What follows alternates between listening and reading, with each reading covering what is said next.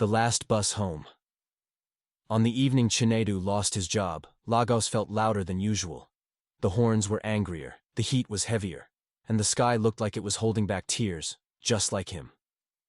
Chinedu stood outside the glass building he had worked in for 7 years, staring at the security gate as if it might suddenly open and call him back. Downsizing, they had said.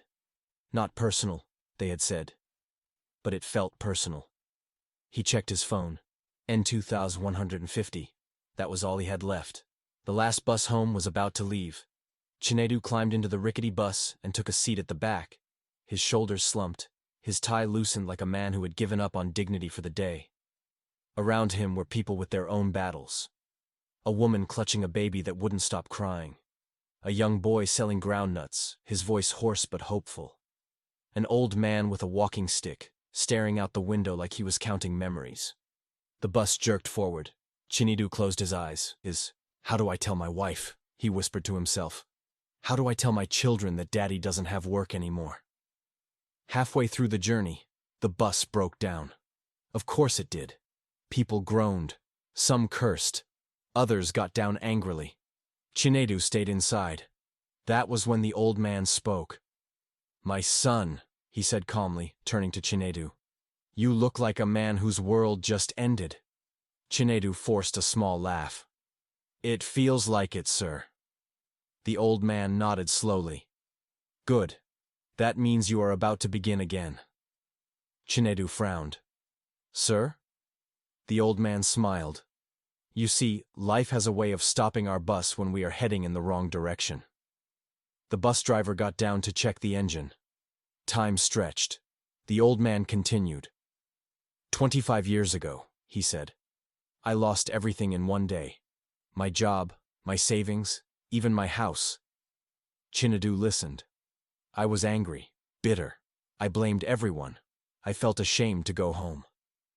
The old man tapped his walking stick gently on the floor. But that night, something changed. I realized something important. Losing a job does not mean losing your value. Chinedu swallowed hard. I stopped asking, why me, and started asking, what next? The old man leaned closer. Let me tell you what nobody teaches us, he said.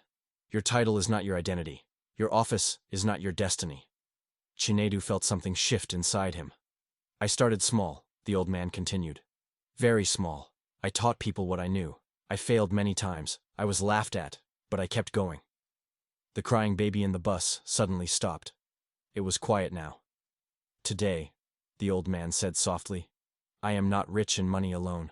I am rich in peace. The bus finally started again. As people climbed back in, Chinedu turned to the old man. Sir, he asked, how did you know what to do next? The old man smiled. I didn't. I just knew what not to do. And what was that? I refused to let shame silence me. Those words hit Chinedu harder than the news of losing his job. When Chinedu got home, his children ran to him. Daddy? His wife looked at him closely. She could tell something was wrong. After dinner, he told her everything. She was quiet for a moment. Then she took his hand and said, we will figure it out. That night, Chinedu couldn't sleep, but for the first time since the morning, he wasn't afraid.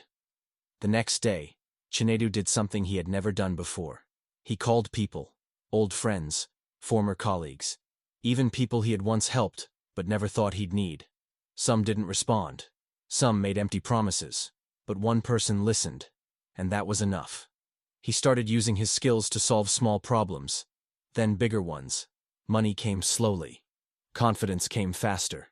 Exactly 1 year after that bus ride, Chinedu stood in front of a small group of young people, teaching them skills he once used only in an office. He looked happier, stronger. In the crowd, he spotted a familiar face. The old man. Their eyes met.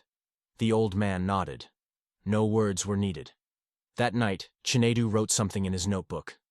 Life doesn't ruin us. It reveals us. And sometimes the breakdown is the breakthrough.